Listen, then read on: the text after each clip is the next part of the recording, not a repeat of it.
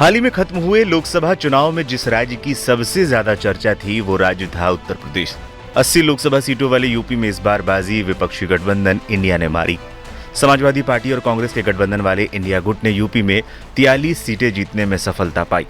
कई लोग इसे बीजेपी के लिए बहुत बड़ा नुकसान मान रहे हैं, जिसके चलते बीजेपी 2024 के लोकसभा चुनाव में अकेले दम पर बहुमत हासिल करने से वंचित रह गई।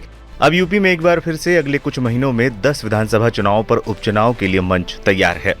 लोकसभा के बाद अब इंडिया और एनडीए का मुकाबला विधानसभा सीटों पर है।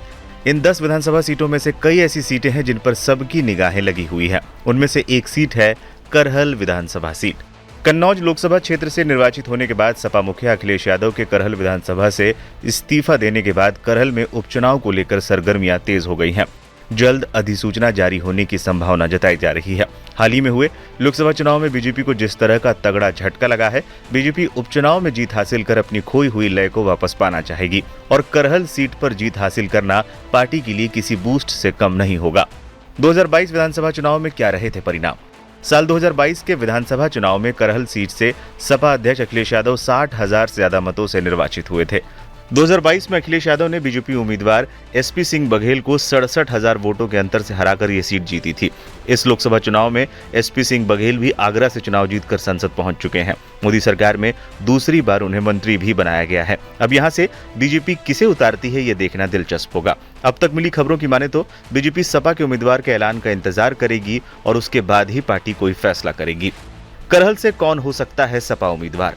समाजवादी पार्टी करहल विधानसभा सीट से अखिलेश यादव के भतीजे और मैनपुरी के पूर्व सांसद तेज प्रताप यादव को मैदान में उतार सकती है। तेज प्रताप यादव को लोकसभा चुनाव से पहले कन्नौज सीट से उम्मीदवार बनाया गया था, लेकिन बाद में पार्टी के अध्यक्ष अखिलेश यादव ने खुद ही यहां से चुनावी मैदान में उतरने का फैसला किया। वैसे करहल विधानसभा क्षेत्र से समाजवादी पार्टी में दावेदारों की लंबी फेहरिस्त है। उनके अतिरिक्त कई पूर्व जनप्रतिनिधि भी अपने लिए स्थानीय लोगों से पैरवी करवा रहे हैं। सपा हाईकमान जल्द यहां से प्रत्याशी चयन को लेकर निर्णय ले सकता है। रामगोपाल यादव से जब करहल के उम्मीदवार को लेकर पूछा गया तो उन्होंने कुछ भी कहने से इनकार कर दिया।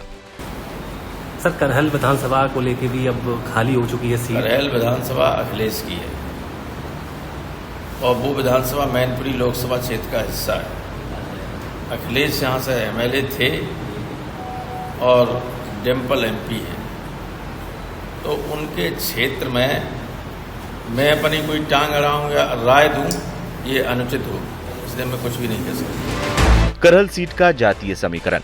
इस सीट पर सबसे ज्यादा जनसंख्या यादवों की है, जो यहाँ करीब 1,25,000 के करीब है। वहीं इस सीट पर शाक्य 35,000 के करीब है, वहीं बघेल 30,000 के करीब और यहाँ पर क्षत्रियों की संख्या भी 30,000 के आसपास ही है। वहीं दलितों और मुस्लिमों की आबादी को मिला दें तो ये संख्या भी 30,000 के करीब ही बैठती है। करहल में ब्राह्मणों की संख्या 16,000 के आसपास, लोधी 15,000 और वैद्य भी 15,000 के आसपास हैं। जिस तरह का प्रदर्शन लोकसभा चुनाव में सपा ने किया है, यादव बहुल इस सीट पर सपा के लिए जीत हासिल करना मुश्किल नहीं लग रहा है। लेकिन अगर बीजेपी भी किसी यादव को ही यहां से उतारने में कामयाब रही तो मामला दिलचस्प हो सकता है।